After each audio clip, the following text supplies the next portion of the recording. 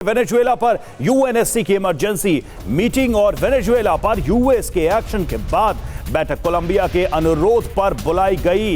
ये मीटिंग चीन और रूस का भी मीटिंग को समर्थन यूएनएससी से बड़े फैसले का ऐलान संभव है।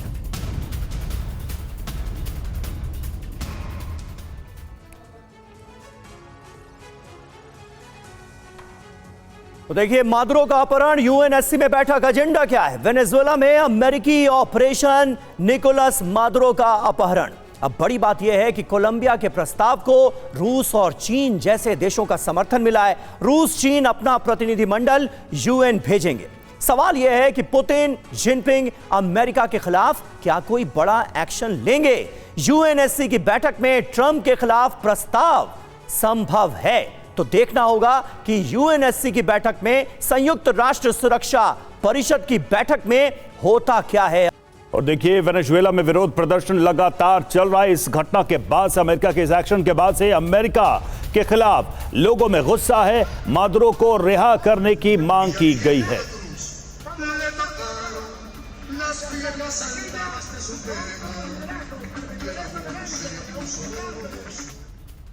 और काराकास में अमेरिका के खिलाफ विरोध प्रदर्शन लगातार हो रहे हैं। पूर्व राष्ट्रपति ह्यूगो चावेज की बेटी ने भी मार्च निकाला है। ये देखिए, तस्वीरें आपको दिखा रहे हैं। मादुरो की रिहाई की मांग ह्यूगो चावेज की बेटी ने भी की है और उनकी अगुवाई में किस तरह से मार्च निकाला गया है अमेरिकी एक्शन के खिलाफ, ये आप तस्वीरों में देख सकते हैं।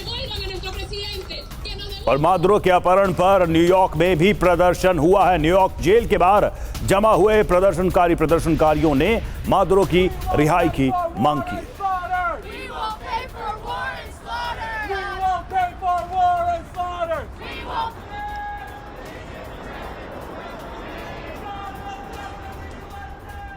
तो वेनेजुएला पर हमले का लगातार विरोध किया जा रहा है। न्यूयॉर्क जेल के बाहर भी प्रदर्शन हुए हैं। ये अब आपको दिखाने जा रहे हैं न्यूयॉर्क की तस्वीरें, जहां जेल के बाहर किस तरह से प्रोटेस्टर्स इकट्ठा हुए और मादुरो को जिस अंदाज में अपहरण करके न्यूयॉर्क लाया गया उसका विरोध किया जा रहा है। डोनाल्ड ट्रंप का विरोध किया जा रहा है। न्यूयॉर्क जेल के बाहर प्रदर्शन हो रहे हैं।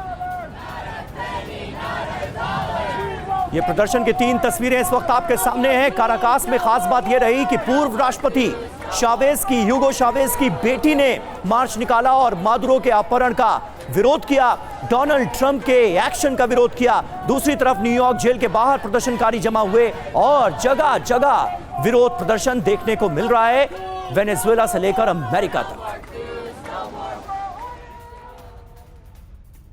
और इस सब के बीच मादुरो की आज कोर्ट में होगी पेशी। नार्को टेररिज्म के आरोप में किया जाएगा पेश। ब्रुकलिन जेल में बंद है मादुरो और उनकी पत्नी।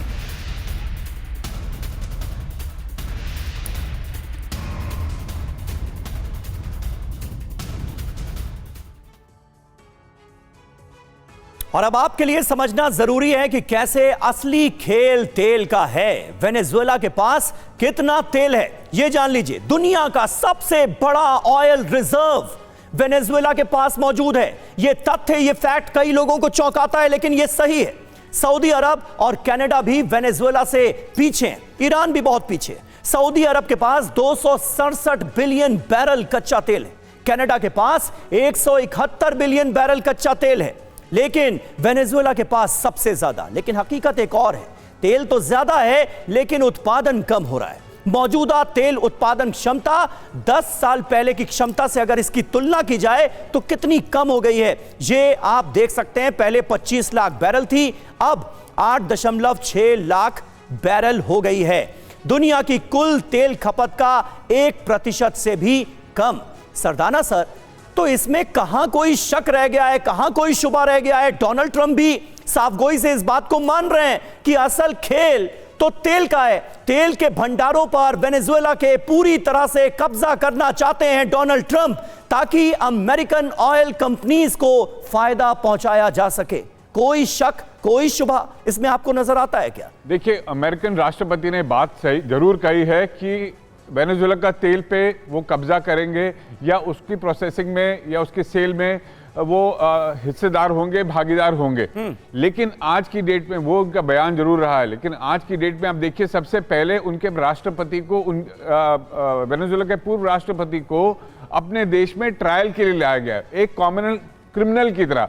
अब देखिए किसी भी देश की अपनी अपनी क्षमता है, इस देश की अपनी क्षमता थी कि जो उन्होंने क्रिमिनल मांगा, चाहे नार्को टेररिज्म के बहाने माना, उसको वो अपने देश में अपने कोर्ट ऑफ लॉ में वापस लाके कटघरे में खड़ा कर दिया है उन्होंने, उनमें क्षमता थी। इसमें वेनेजुएला से जंग नहीं हो रही है, वेनेजुएला पे कोई अमेरिकन बूट्स ऑन ग्राउंड तो ऐसे तो किसी भी देश के राष्ट्राध्यक्ष पर अमेरिका कल को कोई भी आरोप लगाएगा और उसे अपहरण करके न्यूयॉर्क लाया जाएगा, अमेरिका लाया जाएगा और अमेरिका की कोर्ट तय करेंगी कि दुनिया भर के राष्ट्राध्यक्ष कैसा काम कर रहे हैं, अच्छा काम कर रहे हैं, बुरा काम कर रहे हैं। देखिए, जो राष्ट्राध्यक्ष अमेरिका के हित के अगेंस्ट था, वो उन्हीं को लेके आए हैं, वो उन्हीं को लेके आए हैं और इसकी प्लानिंग इतने पहले से चल रही थी और ऐसे सीमलेस ऑपरेशन में उसको वापस लाया गया है। तो इसमें सराहनीय बात कैसे नहीं है? मतलब सर दुनिया अमेरिका के हित को ध्यान में रखकर चलेगी, अमेरिका के हिसाब से आप फैसले नहीं लेंगे तो यही अश्र होगा, ये मैसेज है। आप देखिए, अमेरिका अपने हित को देख के चल रहा है तो उसमें क्या गलत है? भारत को अपना हित देखना चाहिए, बाकी देशों को भी अपना हित ही देखना चाहिए। और इसलिए आप जो कह रहे हैं कि चीन